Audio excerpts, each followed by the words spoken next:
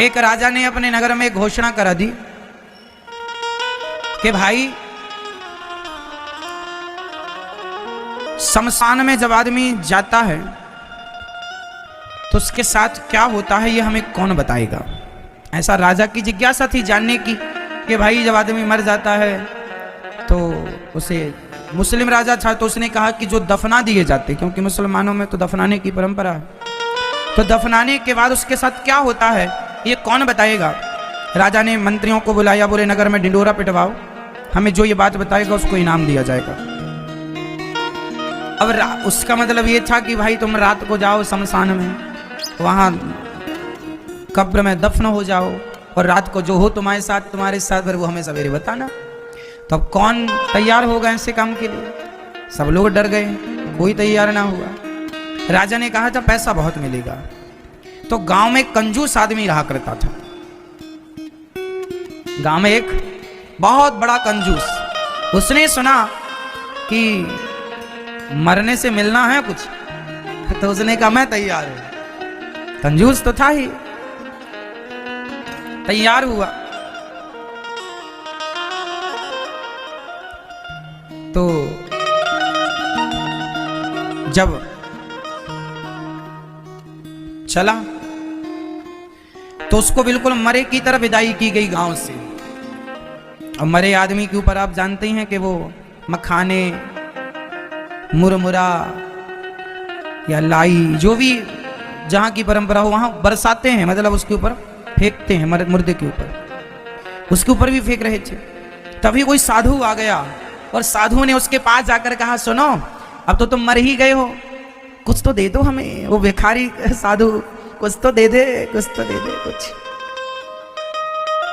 कुछ दे दे। अब वो मरा हुआ आदमी ना, जो उसके ऊपर पैसे बरस रहे थे, वो भी समेट समेट के जेब में रख रहा था, कंजूस था ना। मखाने उसके ऊपर गिरे तो वो इकट्ठा कर ले, वो मरा थोड़ी था, हम पड़ा था बस मरा हुआ, मरे जैसा। तो उसके ऊपर सब जो फेंका तो वो समेटता जाए, तो ढेर सारे उसने मखाने इकट्ठे कर लिए और पैसे भी जो फेंक रहे थे लोग इकट्ठे। तो एक साधु बड़ा पीछे पड़ गया, भाई कुछ तो दे दो, अब तो तुम मर ही रहे हो, कुछ तो दे दो, दान कर दो, कुछ तो दे दो, भूख लगी खाने, कुछ तो दो। उसे बड़ी गुस्सा आई, लो ये पीछे पड़ गया। तो उसने मुट्ठी भर मखाने उठाए और बाबा जी की तरफ ऐसे फेंक दिए। ले बाबा जी झोली फैला चल रहे, मुट्ठी भर मखाने, मखाने समझते ना, मखाने आ गए उसकी झोली में, बाबा जी चले गए। अब वहां पर शमशान में एक गड्ढा खोदा गया, उस पर उसको लिटाया गया, एक छोटा सा छेद कर दिया गया कि रात को मतलब ऑक्सीजन ऐसे मिलती रहे, भाई प्रॉपर मर ना जाए। तो एक छेद कर दिया छोटा सा। अब वो आदमी रात भर वहां पड़ा, टुकुर टुकुर देखे यहाँ वहां, बड़ा डर लगे उसे, पर कंजूस था, उसे लगा सवेरे तक बच गए तो माल बहुत मिलेगा।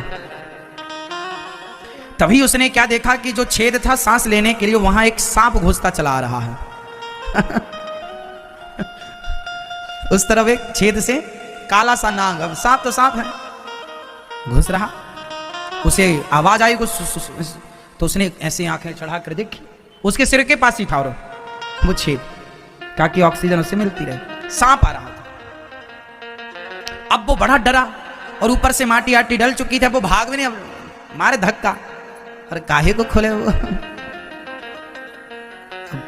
पड़ा। वो सांप आ रहा, वो लाठी भी नहीं है, हाथ लगाए तो हाथ ही में डसेगा, तो हाथ तो लगा नहीं सकता, लाठी पत्थर कुछ है नहीं।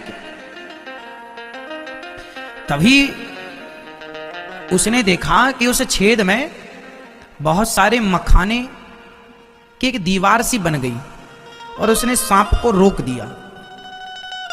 सांप आना बहुत चाहता था, और वो मखाने ना, सांप ने कुछ फन मार करके मखानों को चूरा भी किया, पर कुछ रह गए। मखाने अपने आप पता नहीं कहां से आ गए और उसके छेद में वो मखाने की दीवार सी बन गई। सांप वापस चला गया। वो आदमी सब देख रहा था, पड़ा पड़ा, उसे मौत नजर आ गई थी सच्ची वाली, मर गए, सांप आएगा डसेगा। लेकिन वो मखाने जो थे ना, वो बताओ, वो मखाने की दीवार क्या थी बताओ।